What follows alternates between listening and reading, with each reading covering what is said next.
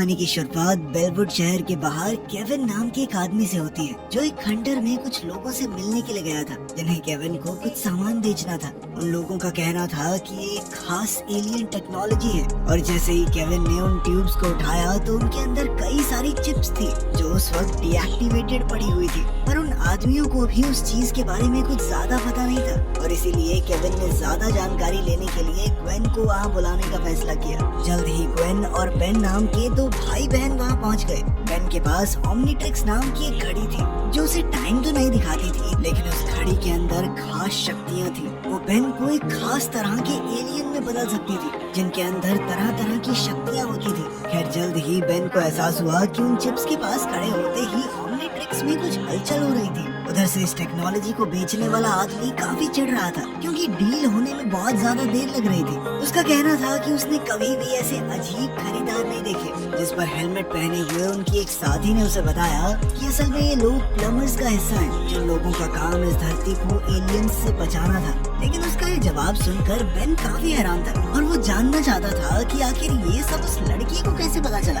जिस पर उस लड़की ने बताया कि असल में उसका नाम एलेना वैलिडस है, और वो भी एक समय पर प्लम्बर्स की सदस्य हुआ करती थी। लेकिन फिर उसके पिता विक्टर के साथ ही उसे भी निकाल दिया गया। लेकिन इस सब के दौरान उनमें से किसी को भी अंदाजा नहीं था कि एक अनजान आदमी उन पर नजर रखे हुए था। इधर बेन एलेना को वहाँ देखकर काफी हैरान था, क्योंकि उसके दादा मैक्स ने उसे बताया था कि एलेना और उसके पिता ने प्लम्बर्स इसलिए छोड़ा था क्योंकि वो लोग कहीं दूर जाकर रहने वाले थे। लेकिन एलेना ने कहा कि ऐसा कुछ नहीं हुआ था। लेकिन बेन अभी भी ये समझने की कोशिश कर रहा था कि आखिर एलेना इन गैर कानूनी ठगों के साथ क्या कर रही है। जिस पर एलेना ने उसे बताया कि वो यहाँ पर सिर्फ उससे मिलने के लिए ही आई थी, क्योंकि उसके पिता विक्टर पिछले कई दिनों से गायब है, और लाख कोशिशों के बावजूद भी उनका कोई सुराग नहीं लग पाया था। और तभी दूर खड़े उस आदमी ने चिप्स को कंट्रोल करना शुरू कर दिया, जिसके बाद वो चिप्स उन ट्यूब्स को तोड़ते हुए बाहर निकले, और उन्होंने वहाँ मौजूद सभी लोगों पर हमला शुरू कर दिया। अपने साथियों को बचाने के लिए बेन ने ओमनीट्रिक्स का इस्तेमाल करने की कोशिश की, पर चिप्स की वजह से वो चल ही नहीं रही थी। जिसके बाद उन सभी चिप्स को खत्म करने की जिम्मेदारी केविन और ग्वेन की थी। उन चिप्स को बेचने वाले लोगों को कुछ भी समझ नहीं आ रहा था, इसीलिए वो तुरंत वहाँ से भागने लगे। लेकिन तब तक तो उन चिप्स ने पूरी बिल्डिंग को ही तोड़ना शुरू कर दिया, जिसके चलते वो लोग बड़ी मुश्किल से वहाँ से निकल पाए। उधर जब बेन ने गौर से एक चिप को देखा तो वो समझ गया कि ये जरूर कोई रिमोट कंट्रोल्ड हथियार है, जो एक खतरनाक कीड़े की तरह हमला करते थे। और तभी बेन की नजर पास में खड़े उस आदमी पर पड़ी, और कहीं न कहीं उसे यकीन था कि यही आदमी उन चिप्स को कंट्रोल कर रहा है। इसीलिए उसने इस आदमी को रोकने का फैसला किया। वो ओमनीट्रिक्स की मदद से स्पाइडर मंकी नाम के एक एलियन में बदलना चाहता था, लेकिन न जाने क्यों ओमनीट्रिक्स काम ही नहीं कर रही थी, और किसी गड़बड़ी की वजह से वो बिग चिल नाम के एक एलियन में बदल गया। लेकिन इस एलियन की ठंडी हवाओं की मदद से उसने सभी चिप्स को एक जगह पर जमा दिया, जो अगले ही सेकंड हजारों टुकड़ों में टूट गई। इसके बाद बेन ने उस आदमी की तरफ भागने का फैसला किया, पर जैसे ही उसने उस आदमी पर हमला किया तो उस आदमी ने किसी तरह से बचते हुए ग्वेन के ऊपर कई सारे कीड़े फेंक दिए, जिसके चलते बेन को उसे बचाने के लिए नीचे आना पड़ा। और इसी मौके का फायदा उठाकर वो आदमी वहाँ से निकल गया। लेकिन उस आदमी के साथ साथ एलेना भी वहाँ से गायब थी, और अब केविन और ग्वेन का मानना था कि ये सब कुछ एलेना का ही किया धरा है। लेकिन बेन को अभी भी लगता था कि वो इस सब में शामिल नहीं है, और अब उसने सोच लिया कि वो सच्चाई जानकर रहेगा कि आखिर एलेना और उसके पिता विक्टर को क्यों निकाला गया था प्लम्बर से। और इसके लिए वो सीधा अपने दादा मैक्स के पास गए। लेकिन उस वक्त मैक्स कम्युनिकेशन सेंटर में नहीं था, और इसीलिए उन तीनों ने मैक्स का इंतजार करते हुए कुछ चिप्स को टेस्ट करने का फैसला किया, जिसमें उन्हें पता चला कि ये चिप्स पूरी तरह से टेक्नोलॉजिकल नहीं थी। उनके अंदर मशीन के साथ साथ एक जिंदा कीड़ा भी था। इस बारे में और ज्यादा जानने के लिए ग्वेन ने अपनी शक्तियों का इस्तेमाल करने का फैसला किया, लेकिन उसकी जादुई शक्तियाँ उस पर काम नहीं कर रही थी। जिसके बाद केविन ने ये काम कंप्यूटर की मदद से करने का फैसला किया, और इस काम में थोड़ा समय लगने वाला था, और इसीलिए बेन का मानना था कि उन्हें ये समय एलेना को ढूंढने में इस्तेमाल करना चाहिए। लेकिन ग्वेन इसके लिए बिल्कुल भी तैयार नहीं थी, और इसी को लेकर उन दोनों में बहस शुरू हो गई।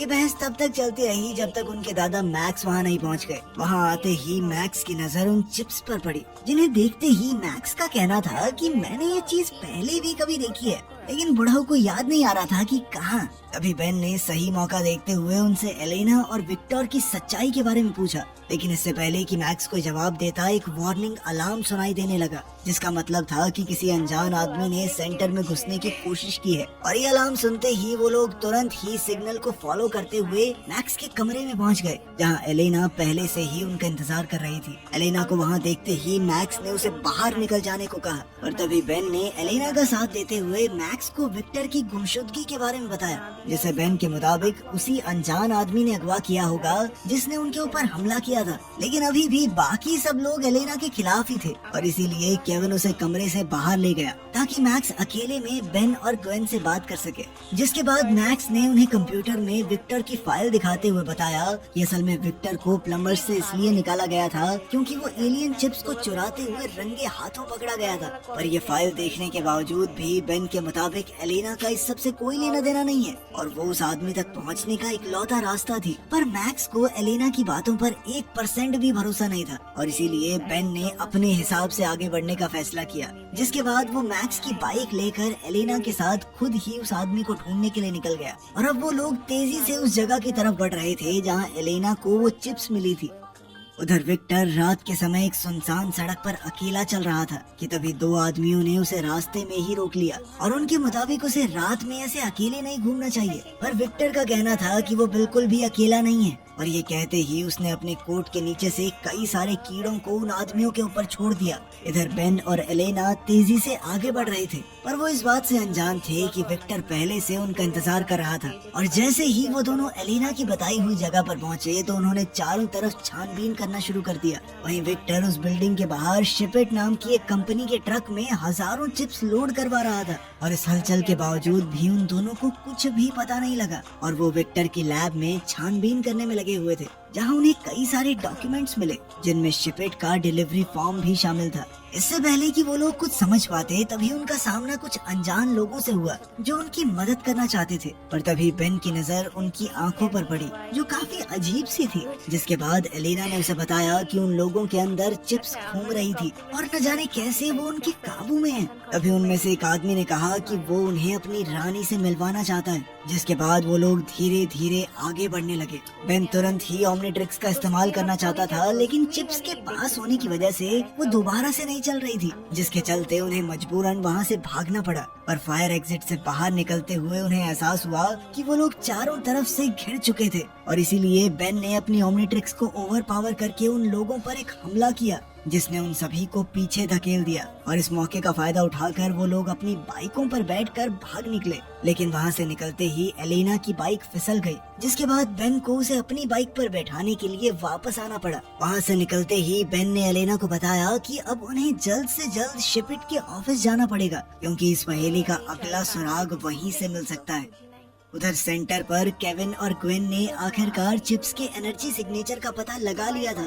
उन्होंने हिसाब लगाया कि इस तरह की एनर्जी सबसे ज्यादा शिपिट के डिस्ट्रीब्यूशन सेंटर में मौजूद थी। उन्होंने तुरंत ही वहां जाने का फैसला किया, और वहां पहुंचने पर उन्हें पता चला कि सेंटर तो पूरी तरह से खाली हो चुका था। उन्होंने फिर भी छानबीन जारी रखते हुए कोई सुराग ढूंढना शुरू कर दिया, और अपनी तहकीकात में उन्हें दुनिया भर में भेजे गए सामान की पर्चियां मिली। पर तभी वहाँ काम करने वाले एक आदमी ने उन्हें देख लिया, और उसने उन्हें तुरंत वहाँ से चले जाने को कहा। लेकिन उन्हें ये समझ नहीं आ रहा था कि आखिर इतनी रात कोई आदमी यहाँ कर क्या रहा है। और सवाल करने पर उसने जवाब दिया कि मेरा काम अपनी रानी की सेवा करना है, और उसके लिए समय मायने नहीं रखता, फिर चाहे टाइम जो मर्जी हो फर्क नहीं पड़ता। उस आदमी का जवाब सुनते ही वो दोनों समझ गए कि वो भी उन चिप्स के वश में था। इसीलिए केविन ने अपने हाथ को एक लकड़ी के हथौड़े में बदल दिया, और उस आदमी को एक ही मुक्के में खिड़की से बाहर फेंक दिया। जिसके बाद वो दोनों उन सारी पर्चियों को लेकर वापस अपनी गाड़ी में बैठ गए। और तभी उन दोनों की नजर दोबारा उस कर्मचारी पर पड़ी जो अपने हाथों से कुछ अजीब कर रहा था।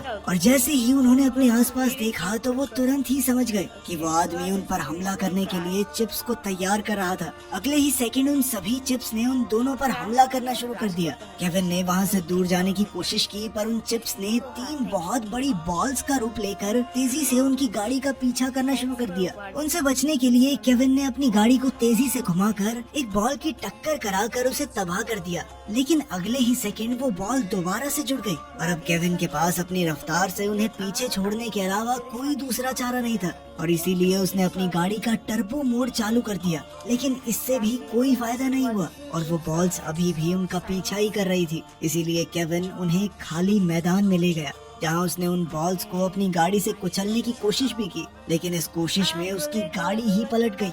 जब वो लोग अपनी गाड़ी से बाहर निकले तो वो चिप्स अभी भी उनके ऊपर थी और अब उन्होंने साथ जुड़कर एक बहुत बड़ी बॉल का रूप ले लिया।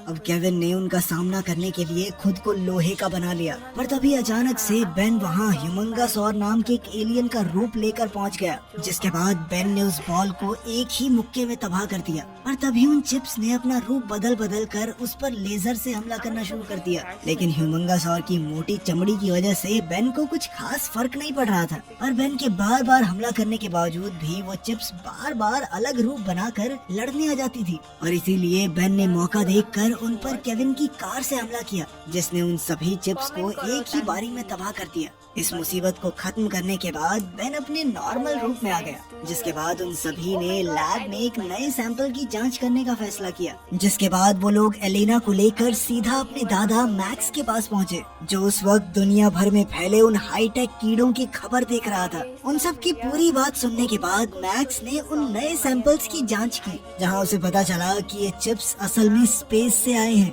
अपनी जांच खत्म करने के बाद मैक्स ने उन सभी चिप्स को वापस डब्बे में डाल दिया, लेकिन अनजाने में उनसे एक चिप बाहर ही छूट गई। इसके बाद वो सभी लोग इस समस्या से बाहर निकलने का रास्ता ढूंढने लगे। तभी बेन को उनकी रानी का ख्याल आया, जिसके बाद उसका कहना था कि उन्हें सिर्फ इन चिप्स की रानी को खत्म करना है, बाकी लोग रानी की मर्जी के बिना काम नहीं कर पाएंगे। लेकिन इस सब के दौरान किसी की भी नजर वहाँ घूम रही चिप पर नहीं पड़ी। साथ ही रानी को ढूंढना कोई इतना आसान काम तो था नहीं और इसीलिए वो सभी लोग कंप्यूटर्स पर बैठकर इस बारे में और जानकारी इकट्ठा करने में लग गए। लेकिन फिर मौका देखकर वो आजाद चिप चुपचाप मैक्स के हाथ पर चढ़ गई, जिसके कुछ देर बाद जब बेन अपने दादा मैक्स से कुछ सवाल पूछने के लिए गया तो मैक्स ने उसके ऊपर हमला करने की कोशिश की, जिसे देखकर बेन तुरंत ही समझ गया कि मैक्स अब उन चिप्स की रानी के वश में था। और जब बाकी लोगों को बेन के चिल्लाने की आवाज सुनाई दी तो केविन ने तुरंत ही पीछे से जाकर मैक्स को बेहोश कर दिया। लेकिन इसके बाद वो लोग आपस में बात करने लग गए, जिसका फायदा उठाकर मैक्स ने स्मोक मशीन चालू कर दी, जिसके धुएं से वहाँ ऐसा माहौल हो गया कि कुछ भी देख पाना बहुत मुश्किल था और ऐसे हालातों में मैक्स वहाँ से निकलने में कामयाब हो गया।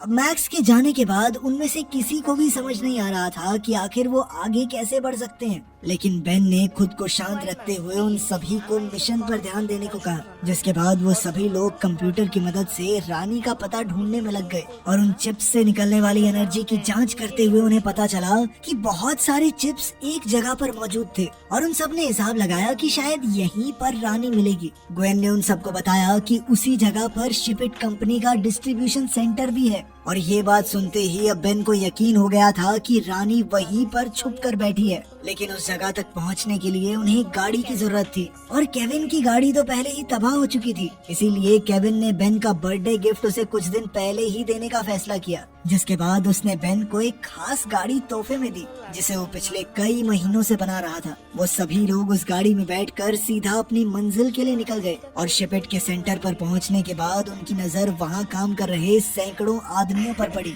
जो सभी उस वक्त रानी के वश में थे। अपने शक को यकीन में बदलने के बाद जब वो लोग आगे बढ़े तो उनकी नजर मैक्स पर पड़ी, जो बाकी लोगों के साथ मिलकर काम कर रहा था। लेकिन वो लोग चाहकर भी उस वक्त अपने दादा को बचा नहीं सकते थे और इसीलिए उन्होंने आगे बढ़ने का फैसला किया। कुछ देर तक आगे बढ़ने के बाद वो लोग एक बहुत बड़े कमरे में पहुंच गए, जो काफी सारे लोगों से भरा हुआ था और उन्हीं सब लोगों के बीच विक्टर भी मौजूद था। उसे देखते ही केविन समझ गया कि उस दिन खंडर में विक्टर ने ही उनके ऊपर हमला किया था और अब उन सभी को एलेना के ऊपर भी शक होने लगा था कि कहीं वो अपने पिता से तो नहीं मिली हुई थी। लेकिन एलेना ने कहा कि मुझे इस बारे में कुछ नहीं पता और तुम्हारे दादा भी तो रानी के लिए काम कर रहे हैं, क्या वो भी मेरे बाप के साथ ही मिला हुआ है? और उसकी इस बात में कहीं ना कहीं सच्चाई भी थी, क्योंकि विक्टर बिल्कुल मैक्स की तरह ही बर्ताव कर रहा था। लेकिन केविन को अभी भी एलेना पर पूरा विश्वास नहीं था।